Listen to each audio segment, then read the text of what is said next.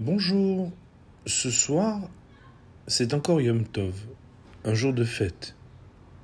Le deuxième volet de la sortie d'Égypte, surnommé Kriyat Yam Souf, la traversée de la mer, l'ouverture de la mer. En effet, les enfants d'Israël, comme vous le savez, se retrouvent encerclés par des bêtes sauvages, Pharaon et les Égyptiens qui les poursuivent, et en face d'eux, la mer. Ils ne savent que faire. Moshe Rabbeinu, Moïse, comme c'est son habitude, de commencer par une prière. Et le Créateur de lui dire « Matitza'ak elai » « Qu'est-ce que tu fais à prier vers moi ?»« Daber el bnei Israël ve'isau » Parle donc aux enfants d'Israël et qu'ils avancent. Qu'ils avancent où ? Eh bien, tout le monde connaît l'histoire de ce fameux Nachshon ben Aminadav, ce pionnier qui a pu mettre les pieds alors que pour l'instant ce n'était pas encore la terre ferme, et qui a osé rentrer dans l'eau pour provoquer l'ouverture de la mer. Les commentateurs s'interpellent, mais comment interpréter et comprendre que le Créateur demande à Moïse de ne pas prier ? Pour appuyer cette question, on peut rappeler que le psaume de Pessah est plein de cette phrase « Vaïtsa'aku el Hashem batsar lahem » et ils ont prié par une tzaka, par une voix triste de gémissement et de désarroi. Et c'est comme ça qu'ils ont été répondus pour qu'Hachem, le Créateur, les fasse sortir d'Égypte. Aussi, comment peut-on leur demander de ne pas utiliser cette force, cet outil, oserais-je dire cette arme de la parole qui leur avait donné le miracle de la sortie d'Égypte, lui-même dans son premier épisode?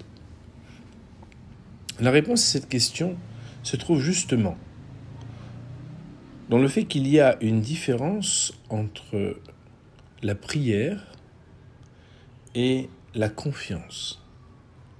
En effet, la prière, c'est dire par sa bouche, avec les intentions de son cœur, que même lorsqu'on n'est pas méritant, on demande quand même la clémence et la miséricorde de recevoir sans avoir de mérite.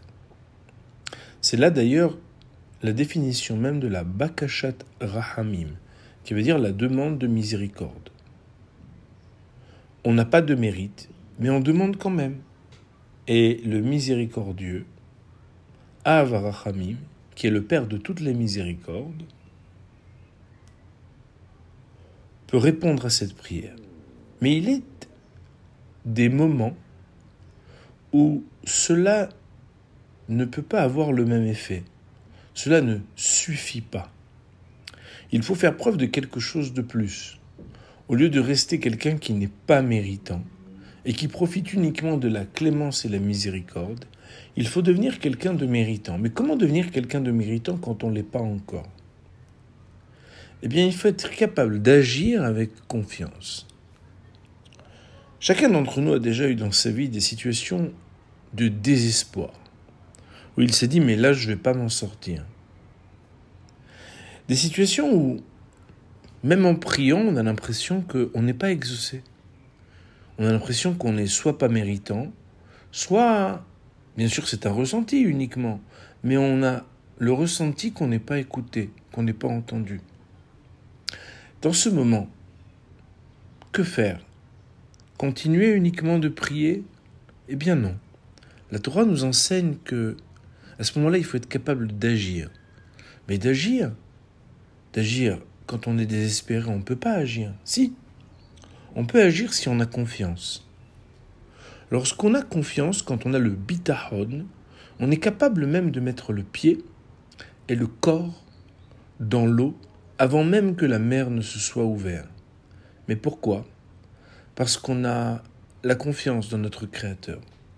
Un peu comme cet enfant qui apprend à nager et à qui le père dit « mais tu peux enlever ta bouée, vas-y, avance et deviens un grand » C'est parce qu'il a la confiance que si jamais il allait tomber et sombrer dans l'eau, il ne se noiera pas, parce que son Père est là, avec lui, dans cet océan, qui peut être représenté dans cette parabole comme la piscine.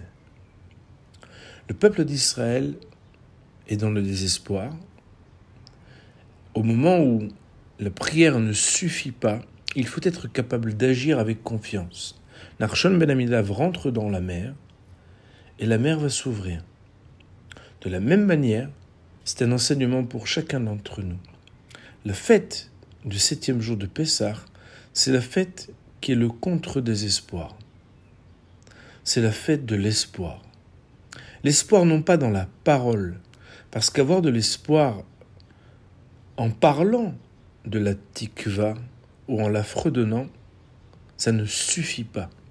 Le peuple d'Israël est un peuple plein de courage, car il sait que dans l'espoir et le courage de l'action d'Israël, aucun océan ne pourra vaincre, parce que la présence divine permettra toujours au peuple d'Israël de traverser la mer à pied sec. Shabbat Shalom et Chag Sameach.